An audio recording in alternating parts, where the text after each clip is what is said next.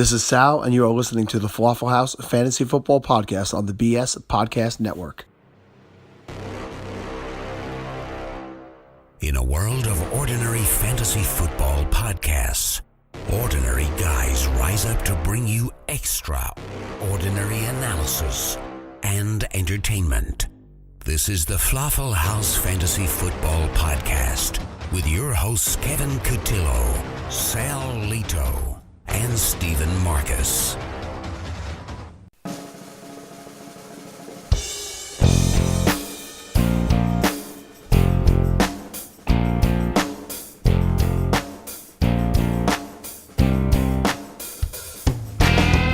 When I drafted Hill, he looked great. Just the one-cut bell cow back.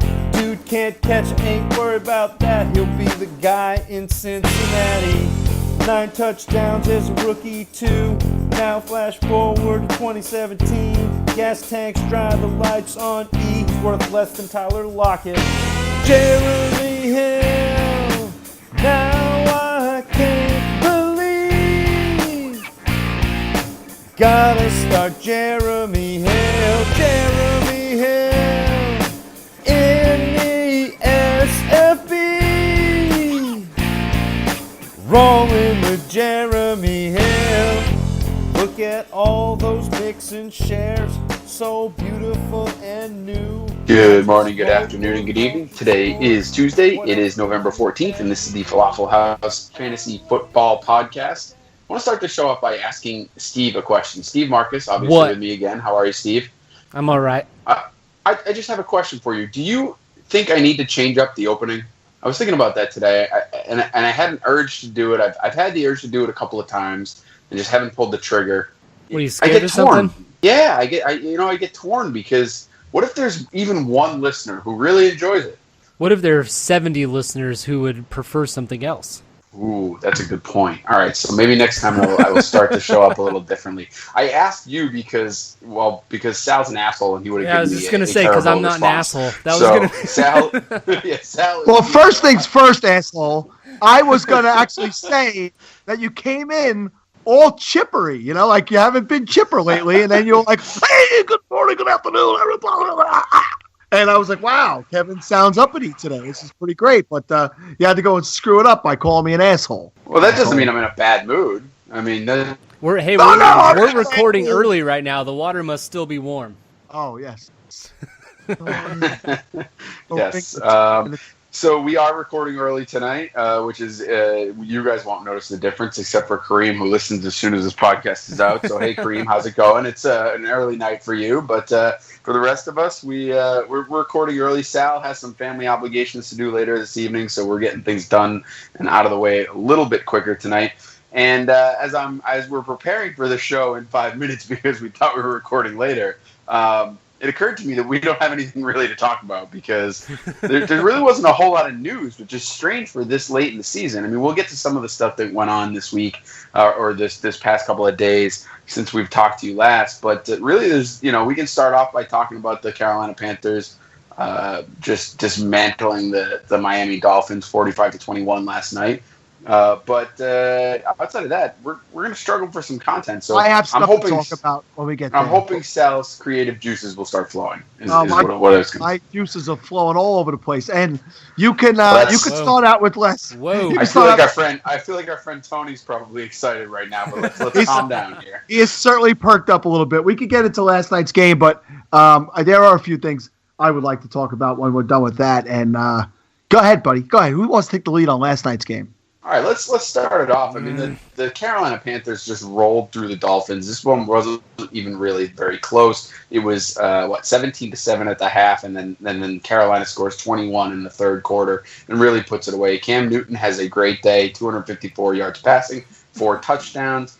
I'll tell you, I was pissed off. 95 yards rushing. Yeah, don't forget about that. He also had 95 yards rushing. Yes, you are absolutely correct. Can I get to why I was irritated with last night's game? I was irritated with last night's game because of Jonathan freaking Stewart and the fact that he doesn't get the carry that Cameron Artis-Payne takes into the end zone for the touchdown, which cost me my matchup in Falafel yet again. Oh. He had a great day, though. It was nice to see him bounce back 110 yards on 17 carries. Whoop-de-doo. I'm pretty sure Riverboat Ron's not a fan of Kevin Cotillo. Yeah, obviously. After all the fan mail I've sent him, you'd think he'd be a little nicer to me. I think Yeah, he's starting to white get powder- creeped out a little bit at this point. White powder and envelope. It's not exactly fan. That's all right. I do like the Carolina Panthers and Riverboat Ron.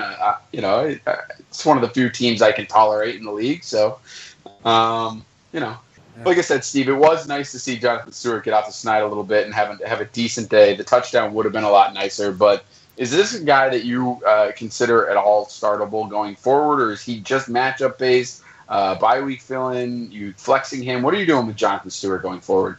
I own 0 Jonathan Stewart shares this year, but that doesn't mean anything. I think that he is somebody that is going to have a decent game here and there. I mean, he had a great game last night, but remember last week when he fumbled 2 times and he didn't do much for the team at all. And, so he's I don't even know if you can call it matchup based. He is going to go as the Panthers go. He is very dependent on game flow, and although he got a lot of work early on in that game, we've seen how many times he's fumbled and turned the ball over this year. That has to be something that sticks out a little bit. I wouldn't feel comfortable starting him. Now that bye weeks are over, you're not going to have to dig as deep into that roster, and so hopefully he's not somebody that you're relying on by any means. But yeah, he did have a good showing last night.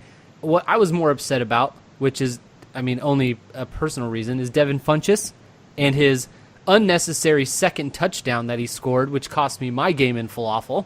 I ended up losing late, even with having Christian McCaffrey. The Panthers defense, they did get 1 interception from Luke Kuechly, but that was not enough. They didn't do anything else. They didn't really get to Jay Cutler very often. I thought they were going to put up a lot more than the 2 points than they got me. And Gio, my foe of the week, he had Devin Funchess and Curtis Samuel, who he was doing very well before he ended up getting injured. And the Panthers offense was just on fire.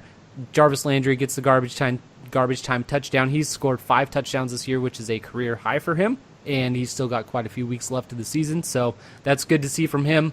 And it was a very frustrating game last night, to say the least, in terms of my fantasy life, which is on the line again. You guys sound like you're taking everything very personally. I don't know that the Panthers or I just the don't Dolphins understand why they don't anything look against at you. my feelings. Why don't they take my feelings into account while they're playing? Oh, because they make millions of dollars. Oh yeah, No one they don't cares care. about you. They don't know that you exist at all. That's true. That's very true. It goes I for a actually lot of poor had people too, as well.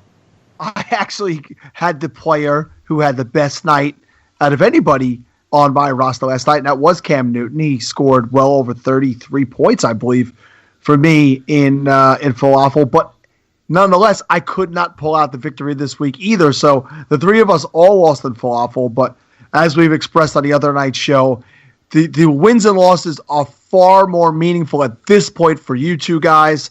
You're fighting with a few others for relegation, and I'm getting a little nervous that I'm going to lose one of my buddies. I still look at the teams, and while I am miserable with what's going on right now, I do still feel that both Steve and I have a solid chance to stay in the league. We both have some fairly good teams that have fallen on some very bad luck this year. I think both of us, well, Steve, you're a little worse than I am as far as your points scored. You're actually at the bottom. I'm actually so maybe the not. worst. Yeah. You're actually the worst. You don't need to sugarcoat it for me, buddy. I've been here before. Yeah, I'm sorry. I am 7th in the league out of a 16-team league in points scored, and number 1 at the top for points scored against me. So I still feel like my team has some talent, and I'm hopeful that I can stave off relegation. Now that I've said that, I've completely jinxed myself. Yeah, And what you're all hearing right now is the justification stage. And so when you're going through all of this, you are an expert. you go through a little bit of a time where you try to justify why your team is as bad as it is. And what it comes down to is that in a 16-team league, if you don't have guys that are scoring touchdowns regularly, your team is going to struggle for the most part. And that is basically what has happened. That's what happened to my team all year last year. That is what's happened to my team for the most part this year. And it makes a huge difference. And my team has scored the least amount of points, and I'm nervous. I'll just say that. I am nervous. All right. On the Miami side of the ball, we should talk about them a little bit. Kenyon Drake looked pretty good, 7 carries, 82 yards. Damian Williams gets more carries with 9 for 19. Sal, are you doing anything in particular with either of these guys? I mean, I think they're flex worthy probably, but hard to tell which one's going to do what on any given basis. Drake has a 66-yard run. Yeah, I don't know that it's that hard to tell. I'll be honest with you. I'm actually, since it's Tuesday night, I was actually in the middle of writing the Sink or Swim column right before we started, and I got to these Miami running backs, and now Drake has had a 66-yard touchdown run, which he had last night. He had a 40-plus yard run last week, so his numbers are obviously inflated, and he's averaging 9.4 yards a carry in the 2 games since Jaye was traded, and Williams is averaging 2.1. I don't really think that this is even a competition. Now, yes, he got more touches. Now, in the 2 weeks, they flip-flop snap percentage. So in the first week, it was more Drake, and in the second week, it was more Williams, and it flip-flopped this week. And believe it or not, they each had 9 carries and 7 carries in flip-flop games. They each had 6 receptions and 2 receptions in each game, and they each have a touchdown in each game. So the touches have been dead even. Drake looks so much better. The offense looks so much better. I'm really hoping that Gase is noticing that. I'm hoping that he really starts to give more touches to Drake, because if he's doing that with limited touches, and I know you've been a guy who points this out sometimes, Kevin, that maybe a guy does better in limited usage, but for me, he's looking to me like the type of guy where you have to give him the touches so he can break those big plays. And let's see, hopefully, if they're playing a really bad Tampa defense this week that's given up a lot of big rushing games to individual running backs lately. And if anybody remembers, no, well, the Jets are just not intelligent. And this is the game that everybody remembers was hurricaned out in week 1. They're playing it this week. Everything you just said tells me it's a Williams week. Yeah, absolutely. I would get all shares of Williams in for this week. All right, that kind of wraps it up with the talk about the Miami Dolphins getting crushed by the Panthers. Sal, you said you got some stuff to talk about, buddy. Let's hear it. What do you got? All right. Well, before we move on to that stuff, I guess this could be included in that. So, a guy who we talked about was maybe a good possible ad, and from the Carolina Panthers, was Curtis Samuel, and I mentioned he would step in and play that Ted Ginn role, and he didn't make a reception on a touchdown pass that looked like it was right there from the half. And as he's going down, his ankle gets rolled over, and he does have ligament damage. He's done for the season. So before we got to see what he could do, he's already gone. So let me ask your guys' opinion. Funchess is there. Olsen's going to start practicing and possibly be back soon after the bye week. But is Russell Shepard a guy that in a 12-team league, because in a 16-team league, I think absolutely you go out and add him.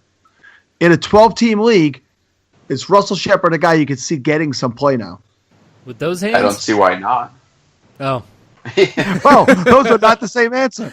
Well, look, I get what Steve's saying. He's absolutely right. But the guy had 7 targets, in a game that included Curtis Samuel. Now you take Samuel out of the equation.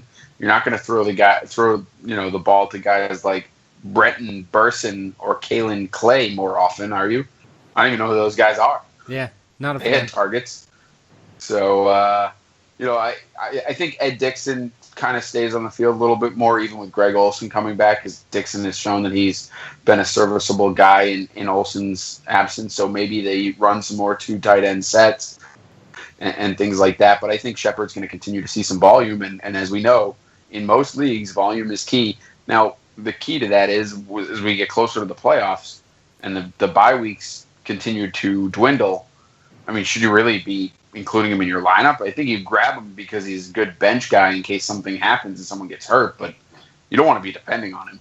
And I was referencing the drops that he had last night, but he also had a couple very nice catches as well. So, yeah, based on the amount of volume that he should see taking over that solidified number 2 role, and as long as he can hold on to the ball, I definitely think he is worth an add. Just based on how that offense looked last night. If that's how their offense is going to look every week, then yeah, he's going to get the amount of targets that he's going to get. I don't think the drops that he had were just blatant lack of concentration, Demaryius Thomas type drops. Those are just terrible. And you can turn that type of thing around. He's a wide receiver for a reason. So, yeah, absolutely, I would be adding him. Okay, so the next thing I want to talk about, Kevin, and this is something you and I had gotten into on, I believe, one of our shows from last week. So we saw C.J. Prosise go back onto the IR today. We saw Mike Davis get added to the active roster for the Seahawks. That's the Mike Davis, formerly of the San Francisco 49ers. Hey. And we have a situation where Thomas Rawls looked bad again. 10 carries for 27 yards. 2.7 yards a carry. And McKissick, while not getting a substantial amount of touches, just looks like a more explosive player. And I'm just saying, watching with your eyeballs, and this, I'm not the only one who feels this way because I've seen it on Twitter, that I really feel like McKissick right now is the running back to own in that offense. Kevin, what do you feel going forward? Because I know last week you were dead set that Rawls looks like the best guy right now. I thought Rawls looked good. I don't think McKissick looks bad. I just didn't think he was, a cut above everyone else, and he was the best guy in the field, in the backfield. I thought that Rawls had some nice runs as well, and I thought the offensive line looked better. So, I don't know that either of these guys has run away with it. So, you're right. The eye test, McKissick looks a little bit better this week, and obviously,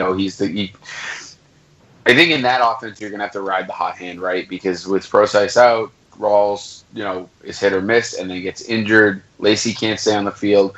I don't know that McKissick's going to be much better than either of those guys either. But if he's the one that looks good, or if he's got a good streak going, I say ride with him. But I don't know that from a fantasy perspective, I'm going to put too much stock in either of them at this point because of the way they're using them and because of the way they're rotating through them. Would I like to see them give either one of them the shot? Absolutely, 100%. But I don't know that that's going to happen. Yeah, I can't say I disagree with you from the standpoint of I think they're both going to play. And I think McKissick will be more than likely the reception guy, the third down guy who plays in that package. He'll get some touches here or there. Just for me and watching it, he just looks, it looks like he breathes life into the offense. He just looks so much quicker, but he's not going to be a guy who carries the ball at the goal line. We know that. I'm looking at the box score. He had a 17-yard run and 4 other carries that totaled 9 yards. So, I mean, okay. So he had a 17-yard run. I'm saying that's like the explosive. So what do you have? 5 carries? Right, but Rawls had a 23-yard run. So what's And then if he had a 23-yard run, it wasn't explosive. That also means he had 9. Sorry. So what's the thing? Wait a second. He gets 6 more yards than McKissick, but it wasn't explosive, so it's not wait good. a second. Who gives a crap? So that means Rawls had 9 more carries for 4 yards. He had 5. Yeah, exactly. I get that. I'm not suggesting that Rawls has been a stud either. I'm just saying if he has a 23-yard run and McKissick has a 17-yard run, how can you say McKissick's that much more explosive? I'm saying because if you watch the way the two guys run the ball when they touch the ball, what they look like as players. Okay. One looks slow and lumbering, and the other one looks, like me, very. One looks like Jonathan Stewart. The other one looks like Christian McCaffrey. I see. And neither one of these guys is winning a championship, Kevin. I agree with you. I'm just saying. I agree with that as well. So let's keep arguing about it then, because I'm sure people care. Very relevant topic. Right in a 16-team league like Falafel, I'm sure somebody's probably putting them in there as a flex this week, deciding between those two guys. All right. Hey, Steve, maybe you can get Rawls or McKissick. I'm throwing my whole fab on McKissick right now. Wait, is he available? I got more money than anybody, so he'll be mine. Mine! Oh, yeah, because you need it. You need the extra players. I have, I have to drop a defense and a kicker this week since I had to pick them up for the bye week. And Melvin Gordon just got overtaken on the depth chart, too. What's crazy is, too, I had Eckler. I dropped him this week. I have had Eckler for the last 2 weeks in that league, and I needed to pick up a defense for just the week, and I actually dropped Eckler to do that. So now I'm going to have to pay up in order to get him back because you want him, number one, as standalone value, and if you own Melvin Gordon, you're going to want to have him as the backup. You better pay up big then, buddy. I'm throwing my whole fab at Eckler. I got cash. I don't trust you, son. Let's move on. Rob Kelly was officially put on the injured reserve list today. Thanks, and that Kevin. means that they did announce that Samaje Perine will be the lead back. And what that means is he'll be the running back. Yay. We know what Chris Thompson is. Samaje Perine has taken every opportunity this year and absolutely crapped it. Matt Jones'd it. Yeah, he has thrown the ball. He's basically taken the ball. He fires it at the floor when he gets it. That's how brutally bad he's been. What do you guys think about Perine the rest of the way? I mean, could he possibly be an RB2 the rest of the season? Kevin, would you like to take this one? Well, you mean because you want him to be because he's on your falafel roster? And I'll be playing Alex Collins. Sinking. I'll be playing Alex Collins over him anyway. Better have him ranked that way. And he has a tough. Well, I probably won't be doing those, but he has a really tough matchup against who they played, the Saints this week, and they've been really good against the run. But I don't know. Of course, Kevin. Yeah. Of course, selfishly, I would love for that to happen. Listen, I think we all get a little bit too enamored with some of these rookies because we see the ones that break out and we see the ones that do have good, solid fantasy seasons, like guys like Leonard Fournette, for example, or Dalvin Cook, or prior to the injury, Christian McCaffrey, and Alvin Kamara, guys like this. Perine was a 4th-round pick. He was a 4th-round pick for a reason. He wasn't, the fact that he didn't come in and light the world on fire shouldn't have been that surprising to us. And I'm grouping myself in with that, right? Because there was a lot of buzz about Perine stealing the job right away and being the lead guy. And you look at the times that he's gotten a large amount of carries. Week 2, 21 carries for 67 yards. Week 3, 19 carries for 49 yards. So, I mean, he just hasn't done anything with them when he has had the chances. And I think that's okay because he's a 4th-round pick. I don't know why we expected him to be a lead guy. Now, having said that, going forward, I think that, he has some tougher matchups. New Orleans, like you said, I think Dallas has been pretty good against the run, if I'm remembering correctly. And then, he plays the Giants in between those two, which they've quit on the season, so maybe he has a good game there and you get lucky. But I think he can be a flex at most going forward. I don't see him being a running back 2. And, the other problem is he could fumble at any minute and see you later, take a seat. Yeah, we know how Gruden treats those running backs that fumble, which is what I was saying about Matt Jones. Matt Jones had gotten the opportunity before when he was with the team, and he fumbled the ball. He consistently did not produce, and so, Perine, I agree with everything that Kevin just said. I don't really have too much more to add to that. I think that he has a chance. I hope that it works out for him, but I would not be relying on him. Maybe if you had him on your bench and, you've got someone like Christian McCaffrey on bye this week, or Bilal Powell, someone like that, he is a fill-in, definitely, because he's going to have that volume. But going forward, he's not going to be somebody that you're going to necessarily want to rely on. I don't think the Washington offense is working like that this year. Rob Kelly, as unimpressive as he seems to be, does seem to have an effect on that offense. When he's in the game and when he's healthy, they do like to run the ball through him. And when he's not there, they just don't try as hard to run the ball. They rely on Kirk Cousins a little more. So, I definitely add him if you can. But I wouldn't be eager to throw him into my lineup anytime soon.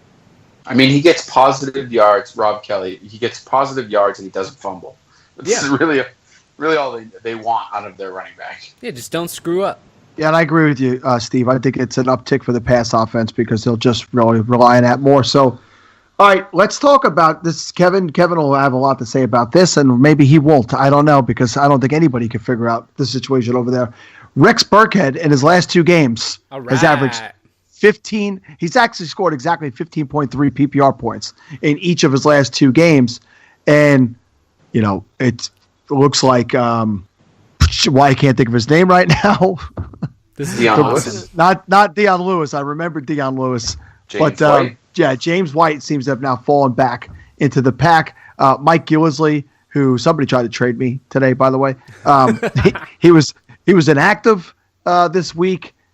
Are we going to be able to rely on Rex Burkhead in a PPR scoring going forward? Rely on him for what? Like what do you? Well, I would imagine points. Total points is what I go for on a fantasy play. Yeah, so production. Can we rely on the production? I think that's a pretty solid option. And yes, I think you can rely on him for production. I don't think you should be relying on him to be an RB2. I think he's a great flex play because he's going going to continue to see volume similar to what I think we've seen the last 2 weeks, right? Against the Chargers, he had 4 carries and 15 yards, but he had 7 receptions on 7 targets. The next week against Denver, he gets 10 carries. He only gets 36 yards, and then he gets but he only gets 3 targets. So you're looking at I think you're going to see 10 to 15 touches a game, but he's maximizing those opportunities. He's getting in the end zone, and he's getting big chunk yardage on certain plays. So it's making him very valuable from a flex position. I don't think you're going to get much more of that because James White's never going away. Tom Brady trusts him too much, and Dion Lewis is clearly the guy that they want to run the ball with. So that's why you're not seeing Gillislee in there anymore, because they're using Lewis and they feel he's healthy. But I think you can trust Burkhead to get 15 touches a game, and in most leagues that's flex worthy. Great. I know Steve's excited about that. Did you just say 15 touches a game? Yeah, 15 opportunities. And that's only flex worthy for 15 touches? I'll start him as an RB2. Did you just hear what I went through in the last 2 games? That's flex worthy to me. Nah, 15 touches. 15 touches is an RB2 for me. Give me. So he got 11 touches. How many touches did Kamara get last week? First of all, I said 10 to 15 touches, but anyway, he's not Kamara. He's not producing at the level Kamara is with his 15 touches. Oh, I'm sorry, I blacked out for a second. I just heard the 15 touches and I got excited. I'm sorry. Steve, come to. All 10 right. to 15 touches. What are we doing right 11 now? Touches. Let's just start this whole thing over again. I can go all about Burkhead again. Kamara got 17 touches last week. He got 16 the week before. That's right in a range that he has been getting. I like Kamara. I'm a fan. Yeah, he's a good guy. All right. Let's keep moving along. Danny Woodhead is going to play this week. And believe it or not, people may not realize this, but in PPR scoring on the season, Javaris Allen is averaging the 20th most points a week. He's actually been an RB2.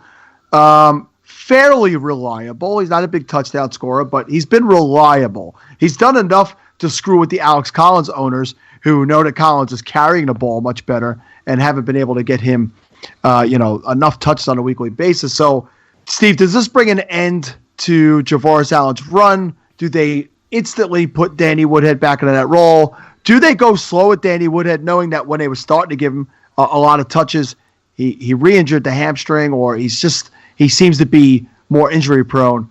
How do you see this shaking out for anybody who owns any one of the 3 guys in this backfield? Oh, you mean that first drive of the Ravens season when Danny Woodhead was used on basically every play and then was out for the last 10 weeks? It was a good time. Yeah, it was. It was a good drive. I'll tell you what. It was a good drive. 3 for 33. I think they would be smart to try and take it easy on him, to not, give him a full workload this first week back. So I think you might have another week of Buck Allen. Alex Collins, I think, has solidified his spot as the main runner there. Even when Terrence West comes back, like we said, you can tell when someone just looks better when they're playing on the field. And Alex Collins has looked better than Terrence West. So I would continue rolling with him as the main running back there. But as far as this week goes, I wouldn't be eager to roll Danny Woodhead out. If he's active, I will start him. But I am having definitely lowered expectations on his output this week. And I would hope that they would kind of ease him in there. But you know what he can do when he's on the field. He's a huge PPR running back, and he can score touchdowns. And so I hope it. I just don't want him to get hurt again. It's worrisome. I'm a little worried. But if I have him, I'm going to start him. You sound so concerned. It's really quite cute. I am. I just don't want him to be hurt. I want to use him for the remainder of the season. I have him in a few different leagues that are kind of important to me, and so I want him to come back and be the player that we know he can be. And I'm just a little concerned. That's all. You got a little thing for Woodhead, do you? Hey, what can I say? I'm a fan of his work. Wow, this is really, I know a place that we each have had Woodhead Oh my God! Oh, easy here. Let's on just, some of our best ball We rosters. told you to keep this a secret, Sal. Oh, Over on the draft app, we have taken him on some best ball rosters, but if we had him on those rosters or we had him on season-long leagues and he's been out for 10 weeks, we had to rebuild each week. How have you guys survived by playing the draft app, losing someone like Danny Woodhead? I'll tell you what I've done. I've only gained profit as the weeks have gone on. Looking at my current scores, as we like to look at these from week to week, I just seem to be in better shape from now on. And all I can say is that might be attributed to one Jamal Williams. I know we're talking about Danny Woodhead, but he is somebody that has been gone since week 1.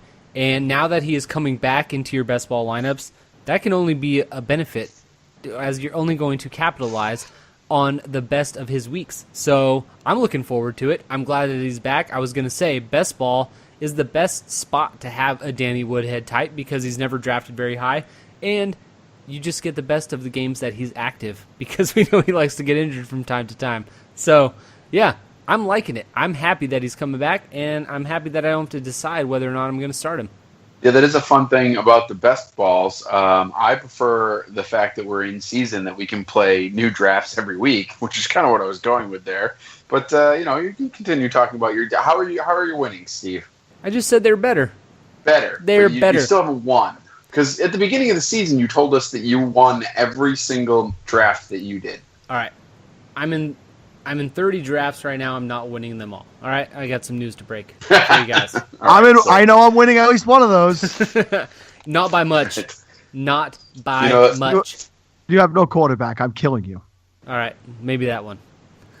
So you know what the other good thing about the draft app is, though? Even if you do draft a player that happens to get hurt or go down with an injury or have some kind of freak suspension or fight or something along those lines, the people at draft are so conscious of how their users' experience is that they have refunded money in just about every week this season for fluke things. So if you've drafted a guy and lost that matchup or that head-to-head or whatever it is that you're playing in, they've actually given you that entry fee back and said, here, use this on another draft somewhere else because this was not your fault. It sounds like you're coming out of an abusive relationship, but no, it's an excellent point, Kevin. And I've seen them doing it for those of you out there who are expanding and playing basketball, NBA basketball in there and NHL hockey and stuff like that. I've seen them do the same thing in the other sports. As long as you sign up, as long as you download the draft app, and you can go to playdraft.com/falafel, FAFFL, you will get added to their weekly email and daily emails, and that's how you get the opportunity to get that the money back and to get entered into different contests. Like we said earlier in the year, they gave a bicycle away.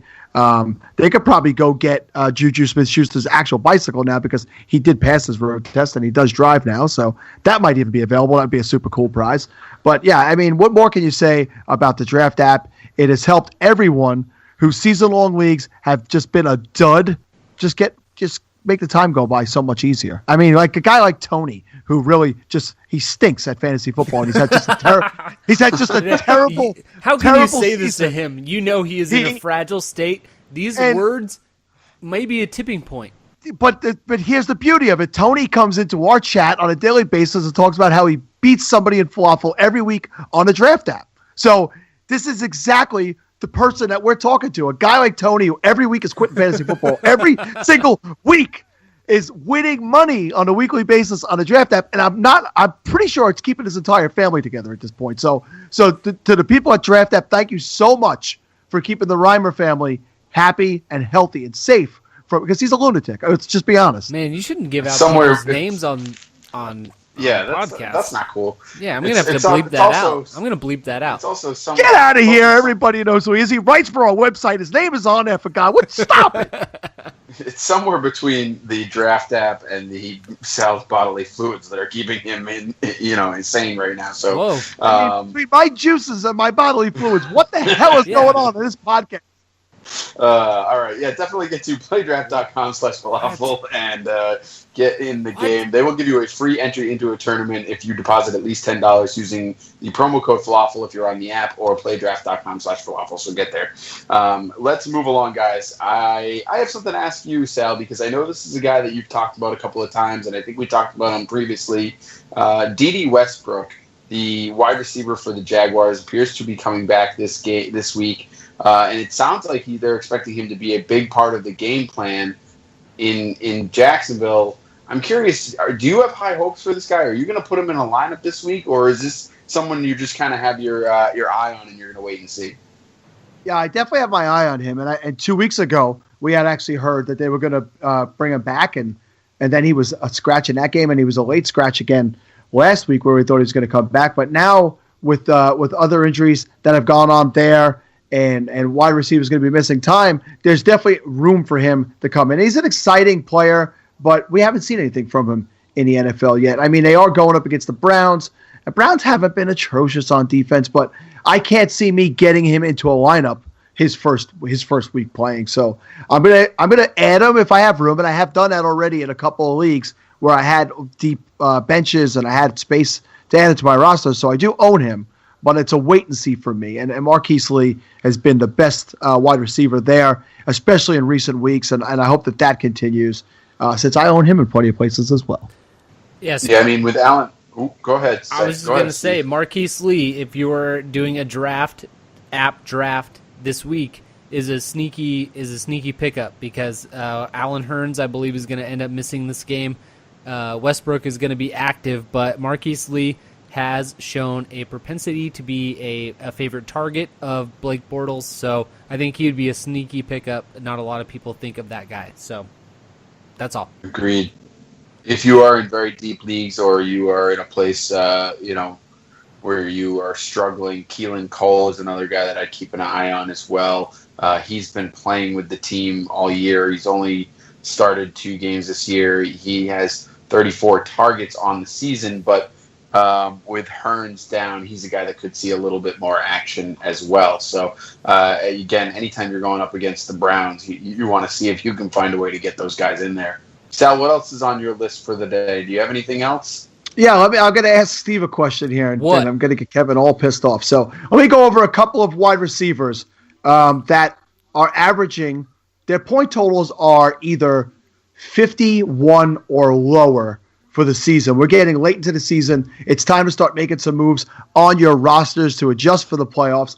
And there's some guys you might want to cut bait with. Now, averaging 10.1 points a game, and in PPR, that is number 51, is Jermaine Kearse.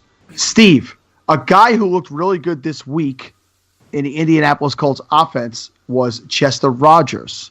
Would you rather add a guy with a possibility of being a solid player down the stretch in Chester Rogers, or would you rather keep Jermaine Kearse on your roster? That is the ugliest question I've ever been asked in a very long time. Honestly, I think you still have to answer it. I'm trying. Trust me, it's making me sick though. I got one for Kevin next. Don't worry. Good. I think I would go with Jermaine Kearse. I don't know why. I think Josh McCown has shown, as not like we saw in this just week 10 against the Bucs, but going for the most part of the season, we've seen that he throws touchdowns to Jermaine Kearse. And Jermaine Kearse, he does have those big weeks and those not so big weeks. He's not somebody that you can rely on, but I think I would stick with someone that I've seen do it all season as opposed to somebody that had this one game. You still have T.Y. Hilton there. You still have Jack Doyle there, who got shut down by the Pittsburgh linebackers this week. I think I would still go with Jermaine Kearse, but it is close. It is very close. All right, Kevin, are you ready for yours? Yes, I cannot wait. Okay. Coming in at number 65 and tied with another gentleman is Tyler Lockett at 7.8 fantasy points a game. He is tied with John Brown Also at geez. 7.8 points a game. So you have one roster spot. The combined reason why all of my best balls have failed. Exactly. You have one roster spot for one of these two guys going into the playoffs. Which one of these two guys do you want on your roster? There's no question about it in my mind. It's Tyler Lockett in this scenario. I can't take.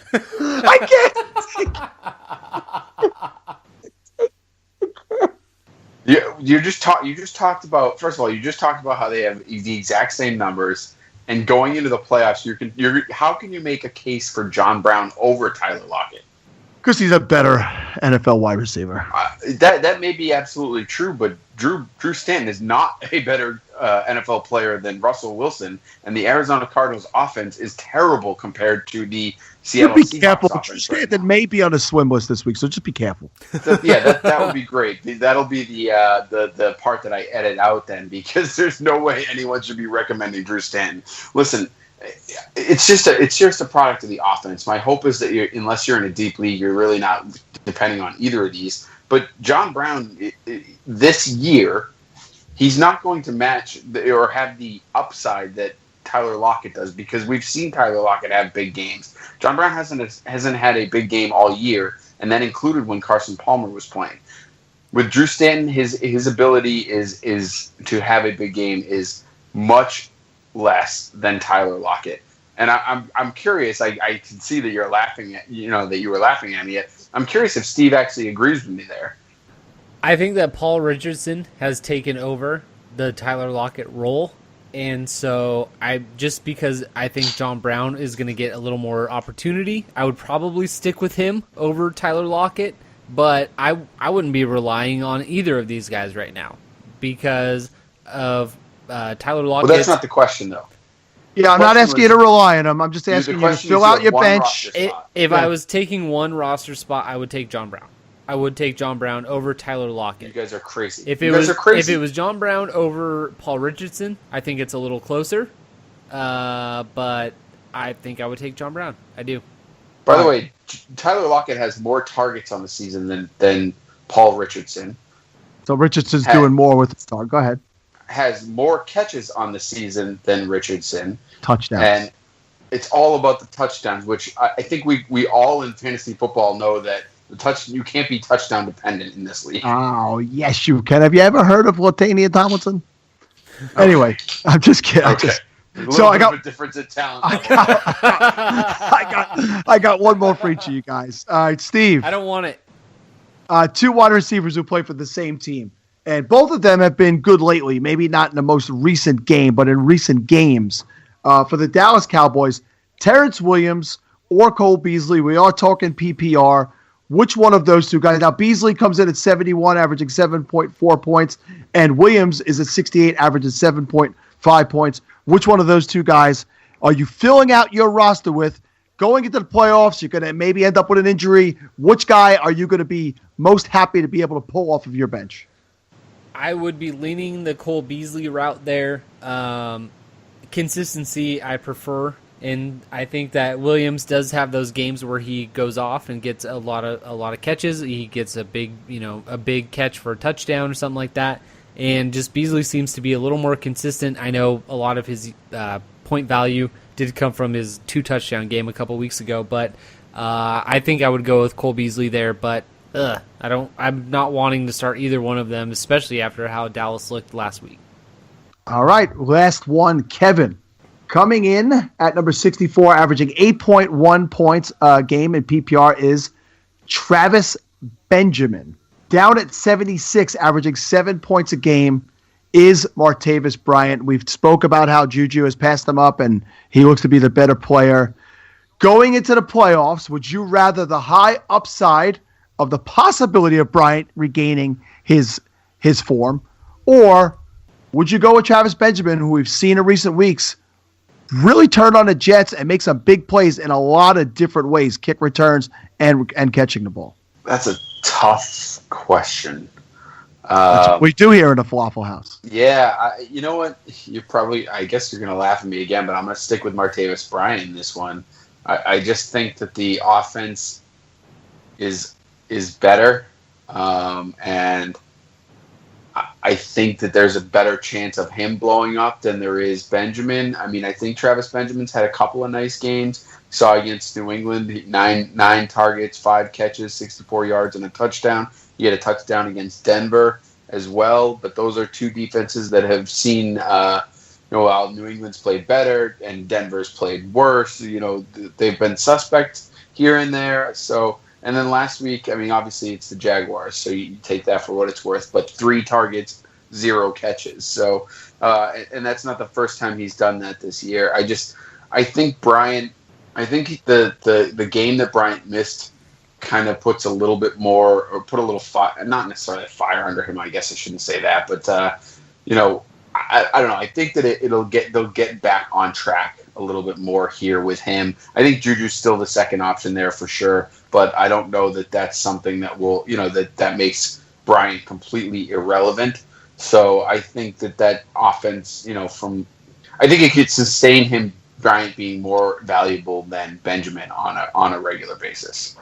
I would keep Bryant also. I agree with you on that. So all right, that's it. That's all I have, Kevin. All right. Well, I don't know why you're telling me. Why don't we wrap this up? Considering you got places to go. So, Steve, unless you got something else to say, why don't you get to some finishing thoughts, and we'll give them a nice short one this week. All right. I'm not going to do anything with that. Thank you guys for listening to this episode of the Falafel House Fantasy Football Podcast. You can check us out on Twitter at Falafel House. You can find us on Facebook and Instagram. You can also check out falafelhouse.com, which, as we have teased this episode, Sink or Swim will be up at some point during the afternoon on Wednesday at the latest.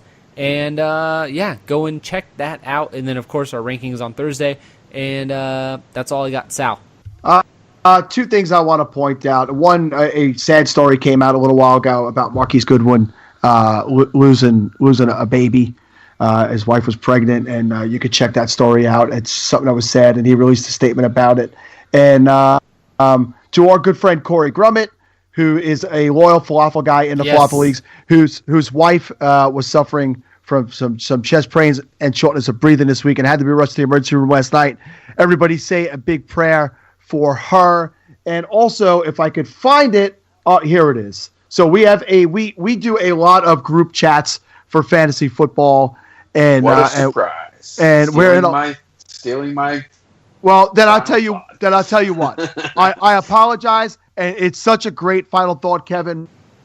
I'm going to let you take it, and you go ahead and tell the people about it. And listen, I give you crap only because you give shout outs to all our friends that are need some thoughts and prayers, and I appreciate that, Sal. This one I had queued up. I don't care which one of us gives the story, but John Dabari is a guy that writes for Dynasty Football Factory. He's in a bunch of the chats, as you mentioned, with us, and unfortunately his wife had a seizure completely out of the blue back in September. And is now fighting brain cancer. They have a little girl, two little girls, I should say.